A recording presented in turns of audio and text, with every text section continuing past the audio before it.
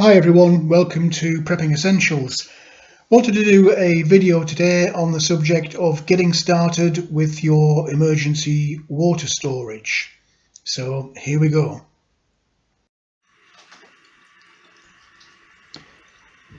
Turn on the tap in the kitchen or the bathroom or even outside in the garden if you've got one, and regular as clockwork outflows the water.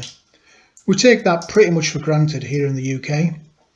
However, quite often there will be disruptions to the water supply and you turn on the tap and nothing happens. So what are you going to do if the water in your tap suddenly stops flowing? Here in the UK, water can be disrupted in a number of different ways.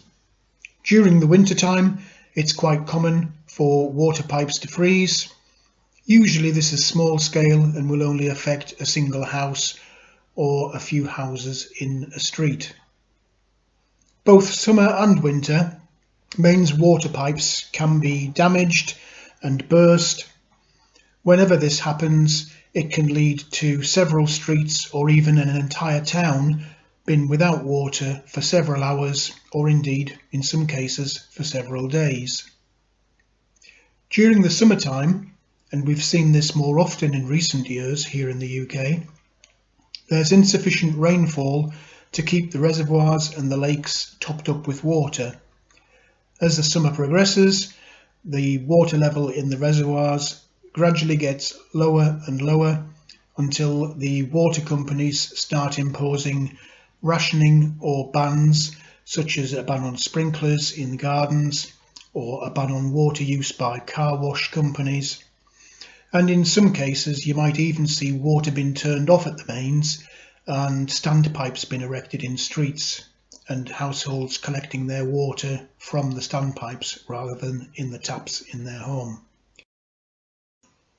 Whenever there's disruption to the normal water supply, you realise very quickly how inconvenient and uncomfortable life can be if you don't have stocks of water already on hand in the home.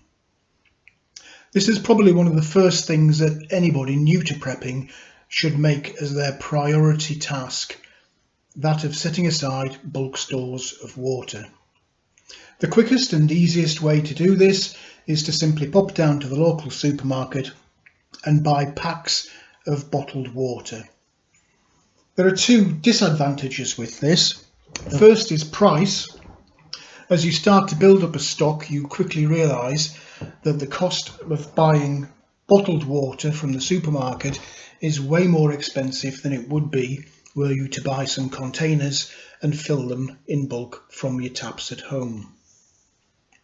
The second thing is, when it comes to storage, you'll need far more space if you're buying packs of bottled water. This is because the individual bottles within the pack leave large gaps unfilled within the pack. So the best option long term is to go out and buy some bulk water containers from the internet. There are a couple of points to bear in mind when you're doing this. The first one is that you should buy food grade plastic. You can tell by looking at the container, it'll have a stamp on it, a triangle shape, or the words PET. That tells you that the plastic is food grade plastic. The other thing to bear in mind is the actual colour of the container. The examples on the screen, the containers are blue. You can buy clear or opaque plastic containers, but the problem with these is that they let light inside the container, and this light encourages the growth of algae within the container and it spoils the water. So always go for the coloured containers, preferably blue, because blue is the natural indicator that it's containing water inside. These are very easy to stack into a shed or a garage or inside the home itself.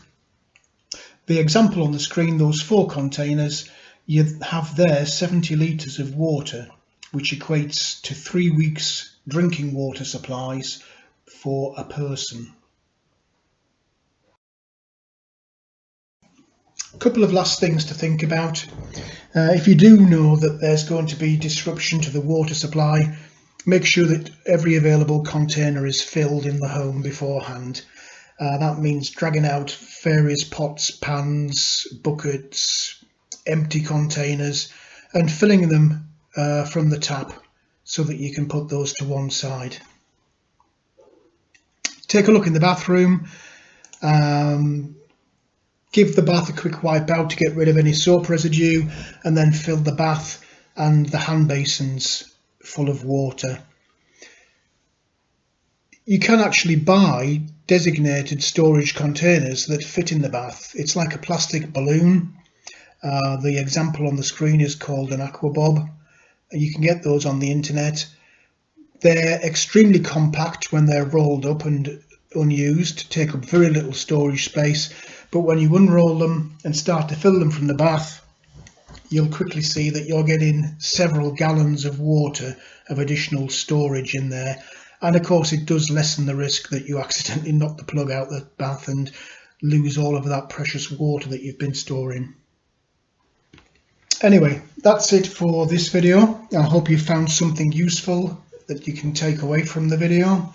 If you have liked it, then please do click on the like button. Also, don't forget to hit on the subscribe button so that you can easily find your way back and you can be kept informed as and when future videos are released. Look forward to seeing you again, but for now, thanks for watching and goodbye.